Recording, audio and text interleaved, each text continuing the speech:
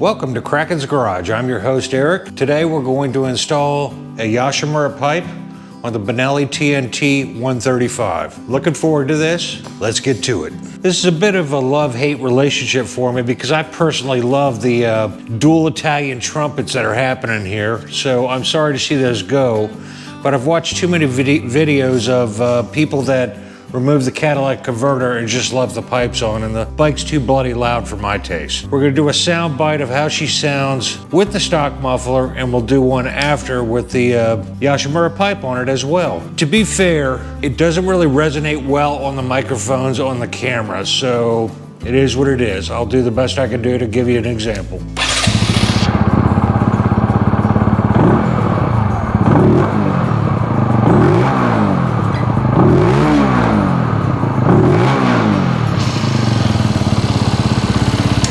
First, we're going to remove the muffler protective heat guard. Next, you have a muffler clamp that comes off the pipe that leads into the catalytic converter. The torque hex head is an HW6. Just loosen that up and you should be able to slide the pipe right off. Remove these two screws and the muffler should break free. Be sure to save all your washers and lock washers and such in case you ever want to put it back to stock. And this bad boy should lift right out. Beautiful. I reinstalled the muffler shield, heat shield on the stock muffler. What I'm going to do is spray this with a thin coat of oil and put it in one of the bags that the Yoshimura came from, and then seal it up with tape, and that'll preserve it from corroding while it's in storage. Okay, next we have a screw to remove right here. This is the bulk of your catalytic converter right here. And we're gonna remove this bolt right here. Hopefully you guys get a good look at it. There's one more located on the other side of the bike.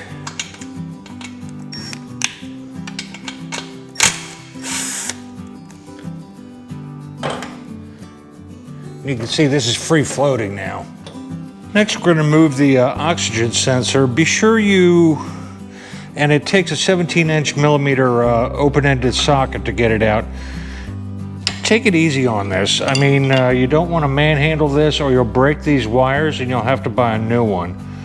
And unfortunately, you gotta twist the heck out of the wire and you just back it out.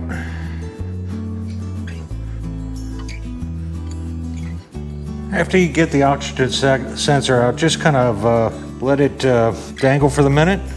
And then you're going to use a 14 millimeter socket to release the bolts that are holding on the flange that holds the pipe to the head of the motor.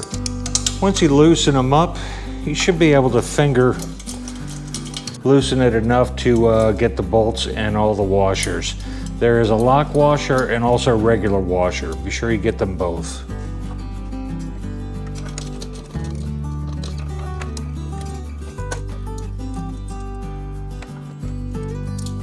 Now with a little luck, the entire muffler system should be free floating, and it is. And there she is. Now I should mention, this is the exhaust gasket that goes into the head up by the motor, and you should probably replace this when you install your new muffler. That said, this one doesn't look in too bad a shape. I'll take a closer inspection at it. Any of the big box stores, Costco, Sam's Club, etc., will carry these gloves, especially in today's climate with COVID going on. People are kind of hyper about the pandemic. So these are becoming more and more readily available. Use plenty of denatured alcohol. Don't be sparingly on it, and wipe her down good. What we're going to do is get it started up in the head with the existing nuts and bolts that were used to hold the stock muffler. Don't forget your new muffler gasket as well.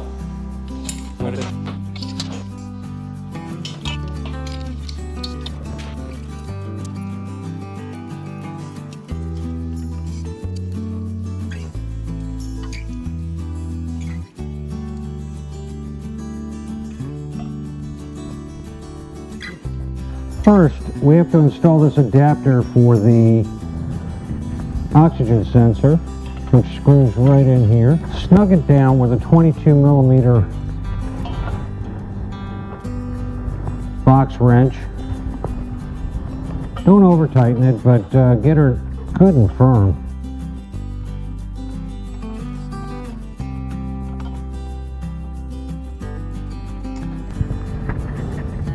Now, this screws in clockwise, so turn it counterclockwise and wind her up before you put her in, the oxygen sensor that is.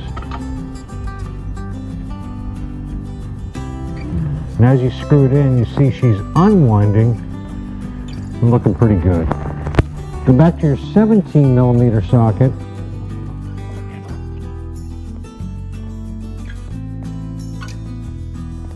Wipe this down with denatured alcohol and then slip it right on there.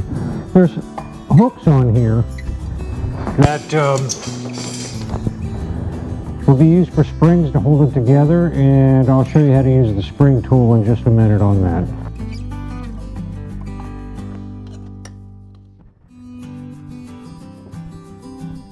Okay, Yoshimura supplied a spring tool, and let's go over how to install that. We're going to hook it up between these two, and it'll keep the muffler together and taut.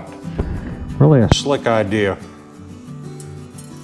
Hook it on one end, get your tool, hook it on the other, just pull it, and it's connected, and you're done.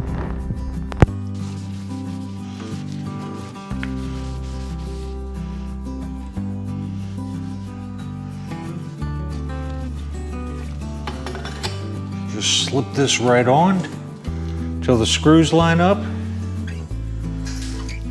Now we're going to install a spring on the back side.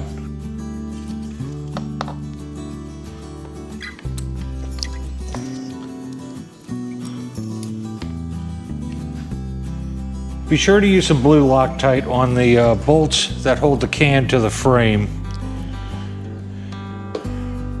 It's always best to be safe rather than sorry.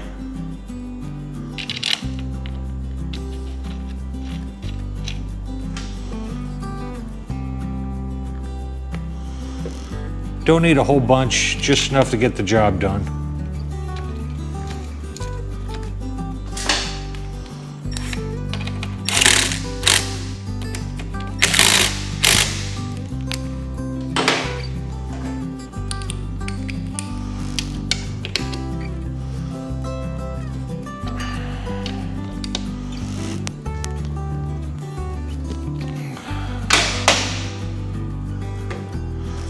One more wipe down, just to make sure we didn't get any fingerprints on it.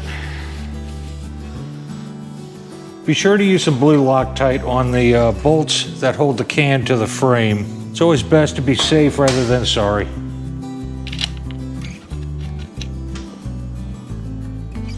Don't need a whole bunch, just enough to get the job done.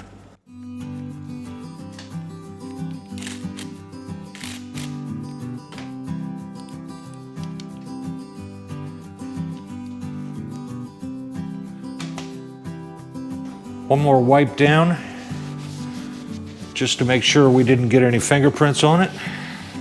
I've removed both the positive and the negative terminals off of the batteries. They're free floating right now. The stock ECU should be able to learn your new Yoshimura pipe. Because it has an O2 sensor, which will be checking the mixture, by unhooking the battery and grounding out the positive lead here. And you can also do it somewhere on the bike as well. Off a screw, anchor in it. It grounds out the positive lead. You're basically resetting it, so when you install the pipe and start riding, the ECU kind of learns the new exhaust. I don't think the programmable ECU is needed if you just do the header.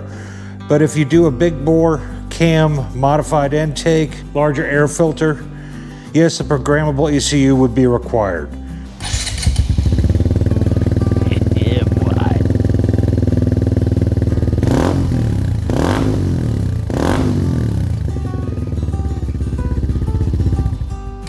So that concludes this episode of Kraken's Garage on the Benelli TnT Yoshimura pipe install.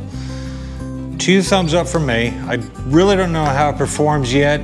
I'll save that for another video where I hook up a GPS and measure how she actually does in real world miles. And I will say this, the noise level is quite a bit more, so if you prefer quieter, stick with the stock.